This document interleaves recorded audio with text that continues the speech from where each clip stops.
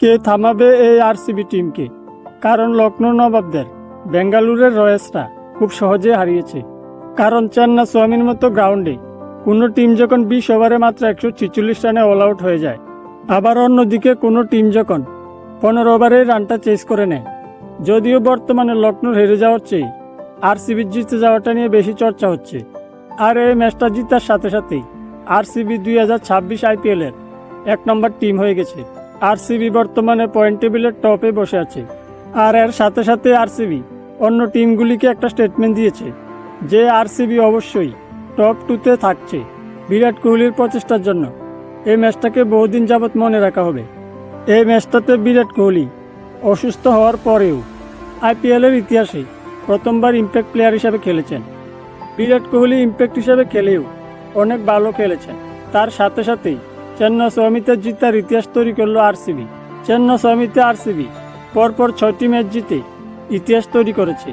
এই একই কাহিনী আমরা 2011-12 ও 2013 সালে দেখেছি।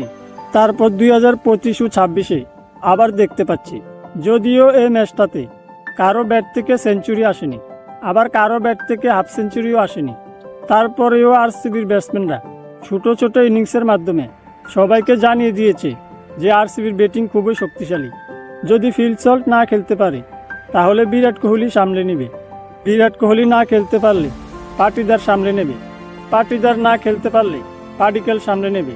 আর যদি পাডিক্কেলও না চলে তাহলে নিচের দিকে জিতেশ শর্মা, টিম ডেভিড আর রোমারিও শেফার্ডরা সামলে নেবে।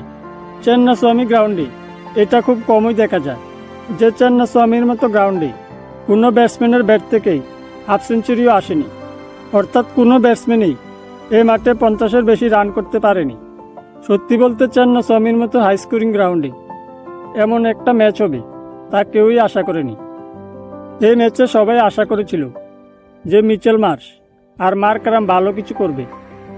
ঋষভ পান্ত, আয়ুষ বাদনী আর আব্দুল সামাদ এরা ভালো কিছু করবে।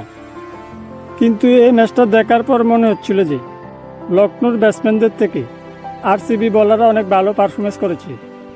বিশেষ করে হ্যাজেলউড, ভুবনেশ্বর কুমার, রশিকদার সালাম আর কুনাল পান্ডিয়া এরা বোলিংয়ে খুব ভালো পারফরমেন্স করেছে। আর এই কারণেই হয়তো রয়্যাল চ্যালেঞ্জার্স বেঙ্গালুরু পয়েন্ট টেবিলের টপে বসে আছে। শুধু একটা ম্যাচে বৈভব সূর্যবংশী আরসিবিকে হারিয়েছিল।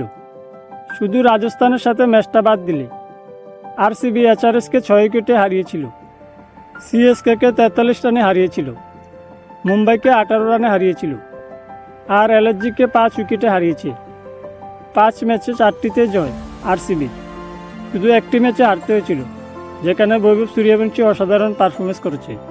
সবাই আশা করছে যে আরসিবি আইপিএল 2026-এ পয়েন্ট টেবিলে 1 বা 2 নম্বরে ফিনিশ করবে। তো তোমাদের কি মনে হয় আরসিবি কি এবছর পয়েন্ট টেবিলে 1 বা 2 নম্বরে ফিনিশ করতে পারবে? আরসিবি কি পয়েন্ট টেবিলে তাদের পজিশন ধরে রাখতে পারবে? এই বিষয়ে তোমাদের মতামত কমেন্টে অবশ্যই জানাও। ভিডিওটি ভালো লেগে থাকলে লাইক, শেয়ার আর ফেসবুক পেজটিকে ফলো করে দিও। ভিডিওটি ইউটিউব থেকে দেখলে ইউটিউব চ্যানেলটিকে সাবস্ক্রাইব করতে ভুলবে না। ধন্যবাদ।